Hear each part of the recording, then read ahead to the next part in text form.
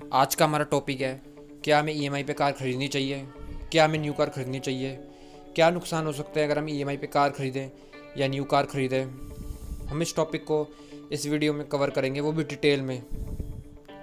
इसलिए आप इस वीडियो को पूरा ज़रूर देखना। तो चलते हैं हम अपनी स्क्रीन पर, और प्लीज़ वीडियो शुरू होने से पहले एक लाइक ज़रूर कर देना। ये कॉन्सेप्ट आपके बहुत ही काम आएगा। तो जो हमारा टॉपिक था, क्या ईएमआई पे कार खरीदना बेहतर है, क्या न्यू कार खरीदना बेहतर है। मैं आपको सबसे पहले बता दूं, ईएमआई पे कार खरीदना बेहतर इसलिए नहीं है क्योंकि आपको हाई इंटरेस्ट पे करना होता है, और न्यू कार खरीदना बेहतर इसलिए नहीं है क्योंकि हर साल कार का डेप्रिसिएशन होता है। डेप्रिसिएशन का मतलब, मान लीजिए आपने 5.5 लाख की कोई कार खरीदी और उसे आप घर ले आते हो, तो 15 से 20 हज़ार रुपये उस कार की वैल्यू वहीं डाउन हो गई, जिस हिसाब से आपने 15 से 20 हज़ार रुपये का लॉस तुरंत कर दिया। और हर साल एक कार का 10 से 15% डेप्रिसिएशन होता है, जिसका मतलब आपने हर साल, मान लीजिए आपकी 5.5 लाख की कार थी, तो आपने हर साल 15% डेप्रिसिएशन के हिसाब से 80 हज़ार रुपये उस कार की वैल्यू घट गई, जिस हिसाब से आपको हर साल 80 हज़ार रुपये का लॉस होता गया। हम इस वीडियो में डिटेल में जानेंगे इस कॉन्सेप्ट को, तो आप वीडियो को पूरा ज़रूर देखना। अगर आप वीडियो को स्किप कर दोगे आपको कुछ भी समझ में नहीं आएगा, और ऐसा कॉन्सेप्ट आपको कोई भी नहीं बता सकता, चैलेंज है मेरा। तो आप पूरा कॉन्सेप्ट ज़रूर देखना। तो मान लीजिए अगर आपने 5.5 लाख रुपए की कार ली, आपने उसकी डाउन पेमेंट कर दी 85,000 रुपीज़। आपका जो लोन अमाउंट बना वो बना 4,65,000 रुपीज़। जो आपकी लोन टर्म्स थी वो 5 ईयर्स मैक्सिमम, इतनी लोग करवाते हैं। जो आपका इंटरेस्ट है वैसे ज़्यादा होता है, लेकिन हम 12% अप्रोक्स मान लेते हैं। आपने 5.5 लाख की कार ली, उस पर आपने 85,000 रुपीज़ डाउन पेमेंट कर दिया, और जो आपका लोन अमाउंट बना वो बना 4,65,000 रुपीज़। यानी आपको 4,65,000 रुपीज़ पे 12% के हिसाब से हर महीने ईएमआई पे करनी है। तो हम इसे डिटेल में जानते हैं। आपका अमाउंट था 4,65,000 रुपीज़। आपकी मंथली ईएमआई है 10,343 रुपीज़। आपने डाउन पेमेंट की 85,000 रुपीज़। तो आपने टोटल इंटरेस्ट पे किया 5 साल में, वो था 1,55,620 रुपीज़। जो आपने टोटल पेमेंट की 4,65,000 प्लस 1,55,620 मिला के आपने 6,20,620 आपने पेमेंट की, और टोटल कॉस्ट मिला ली जाए तो आपने 7,05,620 आपने खर्चा किया। यानी कि आपने जो 5.5 लाख की कार आपको पड़ जाती है 7,05,000 में। यानी कि आपने 1,55,620 रुपये एक्स्ट्रा पे किए, यानी आपने इतना इंटरेस्ट पे किया। तो इसे एक बार हम टेबल में जानते हैं। आपने 10,343 रुपीज़ आपकी ईएमआई थी, जिसमें से प्रिंसिपल था आपका, यानी कि मूल्य, वो 5,693 रुपीज़ था, और आपका जो इंटरेस्ट था वो था 4,650 रुपीज़। यानी कि आपने हर महीने 4,650 रुपीज़ इंटरेस्ट में इन्वेस्ट किए। अगर यही पैसे अगर आप एक आरडी खुलवा के इन्वेस्ट करते तो हर साल आपके बैंक में 50,000 प्लस पैसे होते, 50,000 से भी ज़्यादा पैसे होते आपके अकाउंट में। और वही 50,000 रुपये अगर आप किसी स्कीम में इन्वेस्ट करते रहते तो आज शायद आप लखपति होते। तो यही छोटी छोटी बातें हैं जो हम नहीं जानते, इसलिए आज मिडिल क्लास इंसान कर्ज़ों में फंसा हुआ है। गरीब गरीब और गरीब होता जा रहा है, अमीर और अमीर होता जा रहा है, मिडिल क्लास और कर्ज़ों में जाता जा रहा है। तो एक बार मैं आपको अगर पूरा कॉन्सेप्ट समझाऊँ, 5.5 लाख की कार आपने ली 7,05,000 में। 1,55,000 रुपये जो था ना, वो आपने इंटरेस्ट पे किया। और आप मिनिमम आप 3 से 4 साल कार चलाते हो, एक 4 साल मैक्सिमम, उसके बाद आप नहीं चला पाते इतनी कार।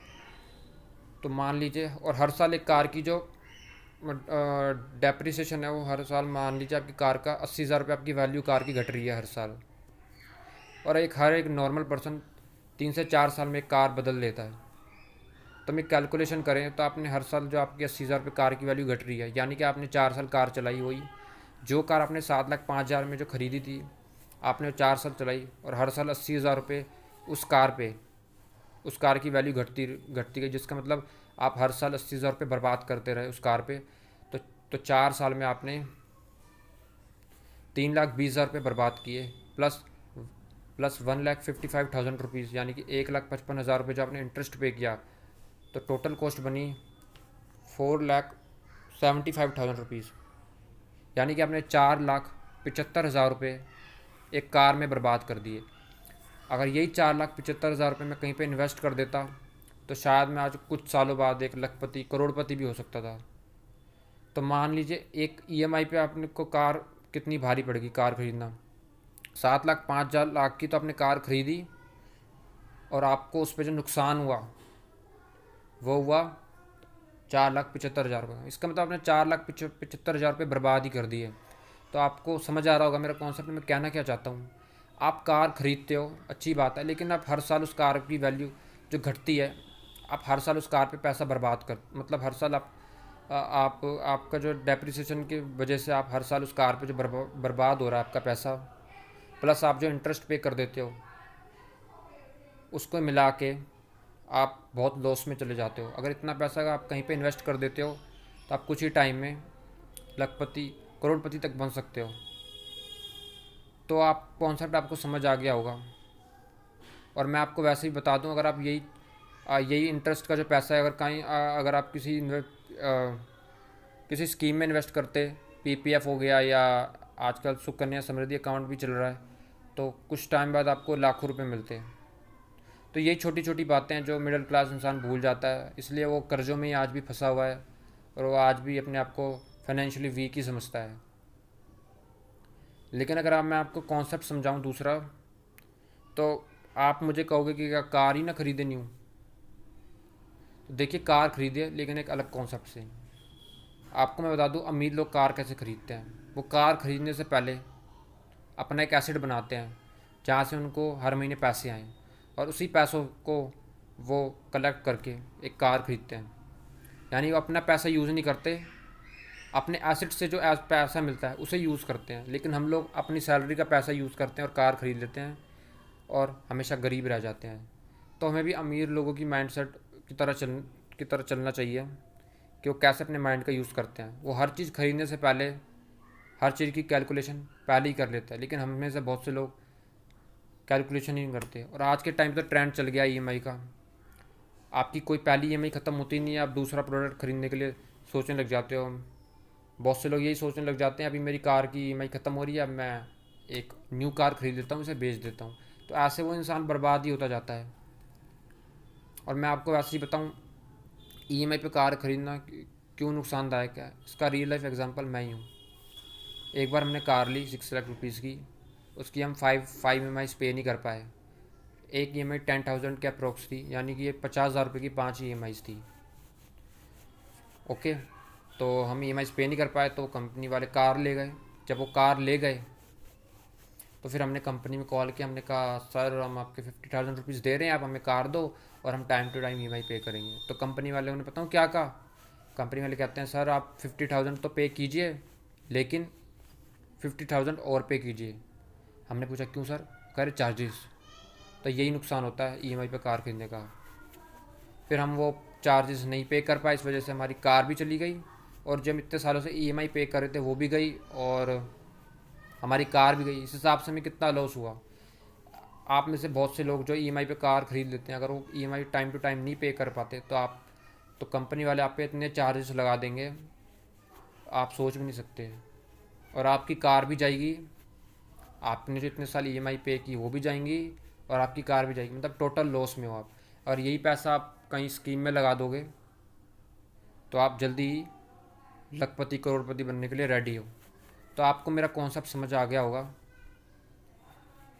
तो आज का जो क्वेश्चन था उसका आंसर आपको मिल ही गया होगा, लेकिन मैं एक बार बता दूं, EMI पे कार ख़रीदना ठीक नहीं है। आपको EMI पे कार खरीदनी नहीं चाहिए, और न्यू कार ख़रीदने से पहले आपको एक एसेट बनाना चाहिए जहाँ से आपको जो मंथली इनकम मिले उसे कलेक्ट करके आपको कार ख़रीदनी चाहिए।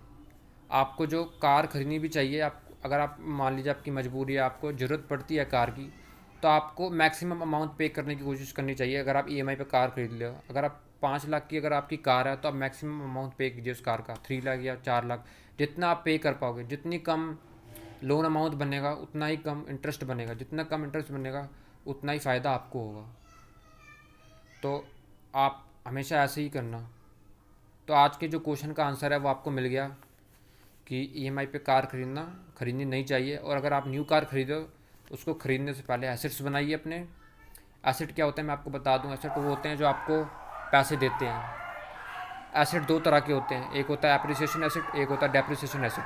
जो आपका जो कार है वो आपका डेप्रिसिएशन एसेट है, इसकी हर साल वैल्यू घटती चली जाएगी। और आपका जो एप्रिसिएशन एसेट है वो है आपका गोल्ड, वो है आपका रियल इस्टेट, और बहुत से हैं। इसलिए आपको एप्रिसिएशन एसेट्स में इन्वेस्ट करना चाहिए, और जो वहाँ से जो पैसा मिले फिर आप इनमें इन्वेस्ट कीजिए। तो आपको कॉन्सेप्ट समझ आ गया होगा।